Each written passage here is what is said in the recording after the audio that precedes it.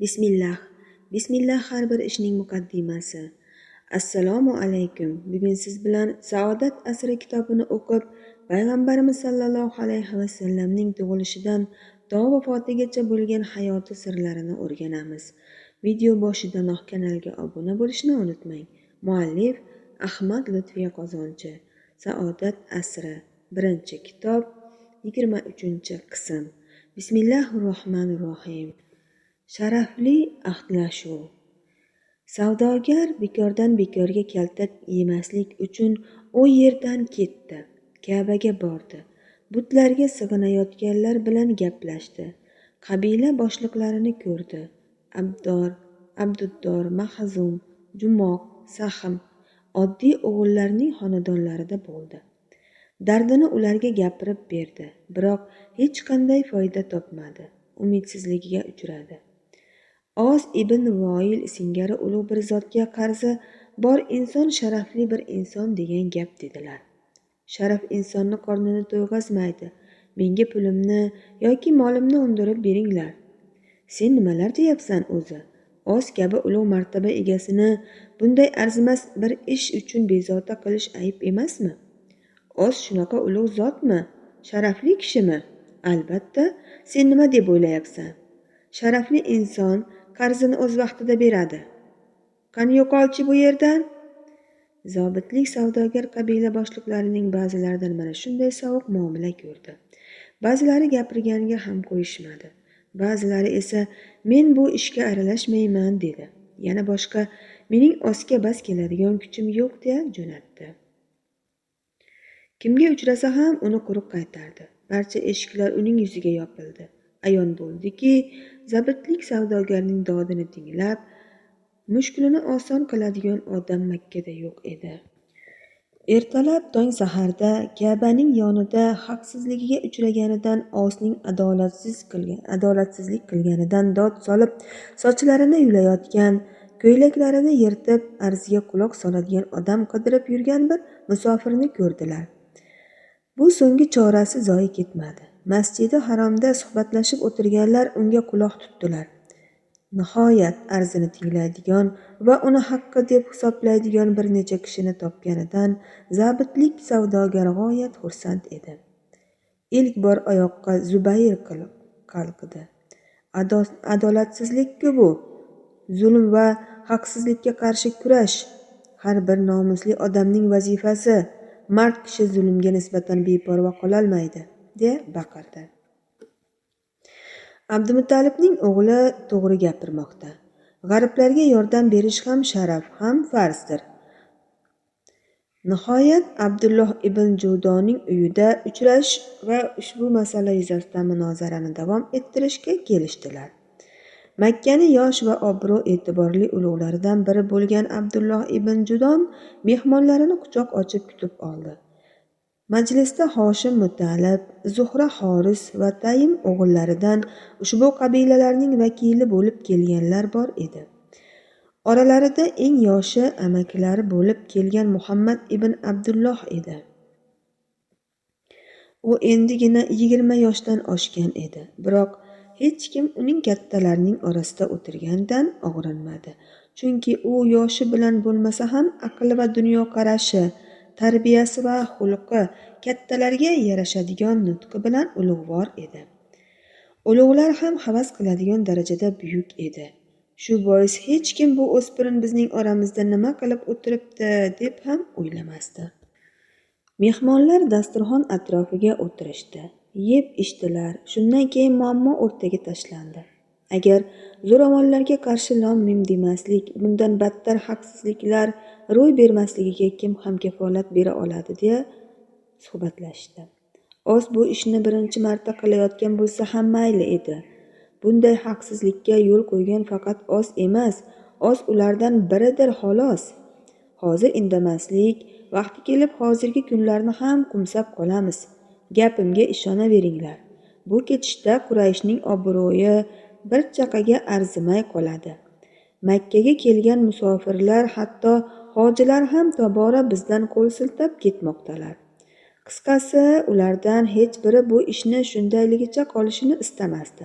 Bundan tashqari o'zlari ham borgan joylarida ana shunday muomalaga duch kelishlari mumkin edi. Bu yerda haq huquqi toptalgan odam imkon topdi deguncha boshqa bir kurashlikdan bo'lsa-da haqqini undirib olardi. Makkaliklar xohlagan zulmini qilaversin, ammo borgan joylarida izzat ikrom e'tibor ko'rsin deb hech qayerda yozib qo'yilmagan edi. Haj mavsumi yaqinlashgan, binobarin bu masalada qat'iy qarorga kelish har qachondan ham zarur edi.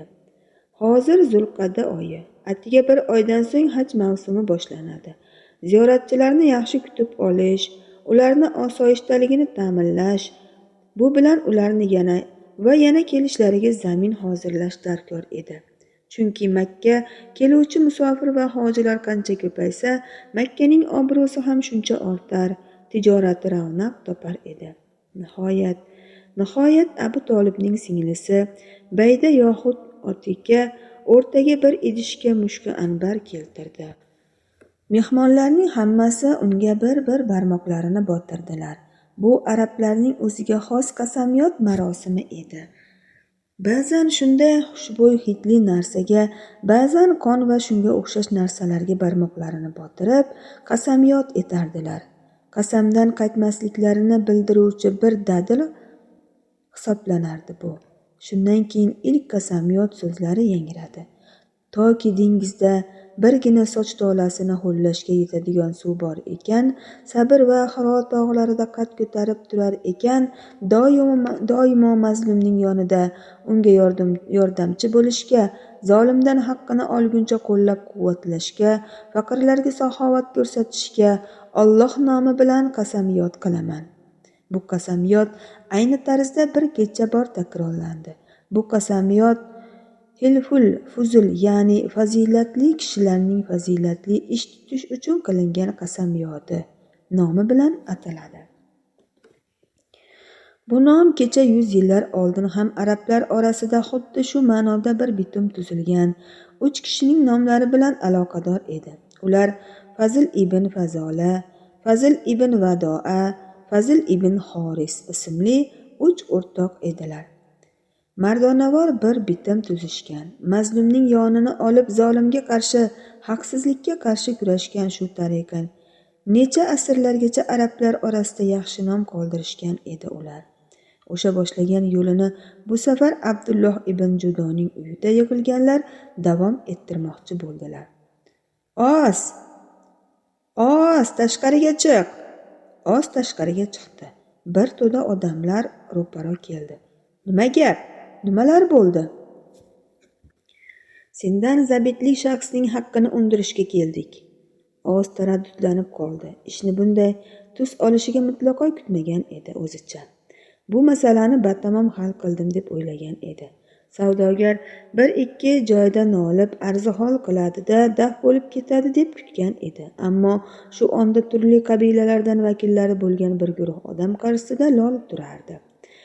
Zabitlik bilan nima ishingiz bor deya so'radi ulardan. Zubayr ularning nomidan javob berdi. Qasamyod qildikki, bugundan boshlab haqsizlikka uchragan har qanday kishi bizning himoyamiz ostida bo'ladi. Makkalik bo'lsin, musofir bo'lsin, hech kimga nisbatan zulm qilinishiga yo'l qo'ymaymiz. Bermasam-chi? Abdulloh ibn Judon gapga aralashdi. Ko'zingni och, Oz. Bizni so'nggi chorani qo'llashga majbur etma. Zubayr qo'shimcha qildi. Darhol savdogardan qarzingni olib chiq, chunki uni olmasdan ketmaymiz. Oz vaziyat qaltis ekanligini angladi. Ichkariga kirdi. Bir ozdan so'ng pulni olib chiqib Abdulloh ibn Judonga uzatdi. Zabitlikni topib haqqini berdilar. Haqqing shunchamidi?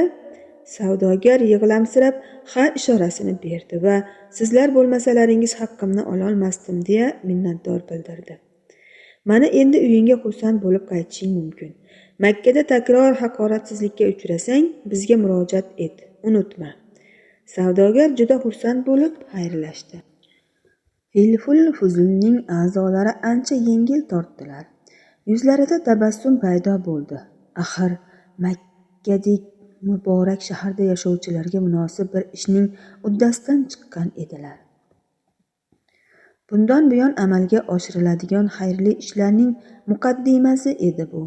Majlisning 20 yoshli a'zosi Muhammad ibn Abdulloh bu bitimdan qabilada paydo bo'lgan huzur halovat tuyg'usini, ko'ngil rohatini 30 yildigach ham unutmadi. Bir kuni birodarlariga shunday hikoya qilib berdi. Abdulloh ibn Judoning uyida bo'lgan bir ahdlashuvda ishtirok etdim. Bunday sharafdan voz kechish evaziga dunyoni eng go'zal ne'matlarini bersalar ham aslo rozi bo'lmasdim. Islom dini vujudga kelganidan keyin ham mana shunday ahdlashuvga taklif etsalar, sira ikkilanib o'tirmasdan borardim. Abdulloh ibn Judoning uyida ahdlashuv natijasi o'laroq bir jamoaning Os ibn Voil uyiga borib, uni tiz cho'ktirgani voqeasi tezda butun Makkaga ma'lum bo'ldi. Ko'p o'tmay Hosom qabilasidan bir kishi Makkaga haj yoki umra niyati bilan keldi. Yonida Qotil ismli bir qizi ham bor edi. Qiz juda go'zal edi. Nubayh ibn Hajjoj bu qizga bir ko'rishda oshiq va beqaror bo'lib qolib, zo'ravonlik bilan olib qochdi. Qizning otasi bu zo'ravonlikdan telba bo'layozdi. Har tomonga yugurib dod soldi. Ko'rganlar unga fil huzul a'zolariga uchrashishini tavsiya etdilar. Bu odam Ka'baga keldi. Ey hufzul fuzul a'zolari, ey hafzul fuzul a'zolari deya baqira boshladi.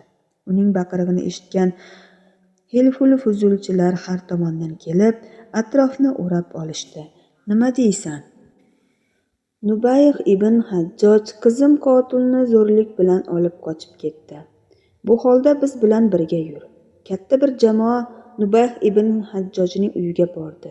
Nubayh eshigini oldida kelgan bir to'da odamni ko'rib hushyor tortdi. Ularni nima maqsadda kelganliklarini sezdi. Olib qochgan qizini unga nikohlab qo'sha qaringlar deyish uchun kelmaganliklari ayon edi. Kelganlar xo'mrayib turardilar. Nima ish qilding sen, ey Nubayh? Nima qilibman? Bu odamning qizini zo'ravonlik qilib olib qochibsan. Ammo men uni qattiq sevib qoldim. Undan ajralsam o'laman. Uni sevib qolgan bo'lsang, otasini roziligini olishing kerak edi. U holda Qotilning otasidan so'rayman. Qizning otasidan so'radilar. Qizingni Nubayhga berasanmi? Yo'q. Nubayh yolvordi. Nima xohlasa shuni beraman. Ota uzil-kesil javob qildi. Qizimni qaytarib bersin. Boshqa hech narsa istamayman. Bu safar Nubayhga shunday amr berildi. Hoziroq qizni bu yerga olib chiqasan. Aks holda o'zingdan ko'r. Hech bo'lmasa bir kecha u bilan ko'ngilxushlik qilay. Aslo bo'lmaydi. Bir tuyaning sog'imi qadar muddat ham kutmaymiz. Darhol olib chiq. Nubayh mag'lub bo'ldi. Bunday katta jamoaga bas kelish qiyin edi. Indamay uyiga kirib ketdi. Qizni olib chiqib otasiga topshirdi. Hilful Fuzulning sharafli a'zosi Muhammad ibn Abdullohning har jihatdan yetuk yigit ekanligini hamma tan olardi. Biron kimsa barmog'i bilan ko'rsatadigan qusuri yo'q edi uning. Qo'pol, bema'ni gap gapirmasdi. Biror aybli ish qilmagan, jismi ham, ruhi ham pok va go'zal edi. Ko'pchilikni ishonchini qozongan, obro' e'tiborga sazovor bo'lgan edi. Endi ko'pincha unga Muhammad ibn Abdulloh deb emas, Al-Amin deya murojaat etardilar. Biron kimsa uning ishonchli odam ekanligiga shubha qila olmasdi. Unga Amin ismini berganlar naqadar haqli ekanliklariga tobora ko'proq ishonch hosil qila boshlagan edilar.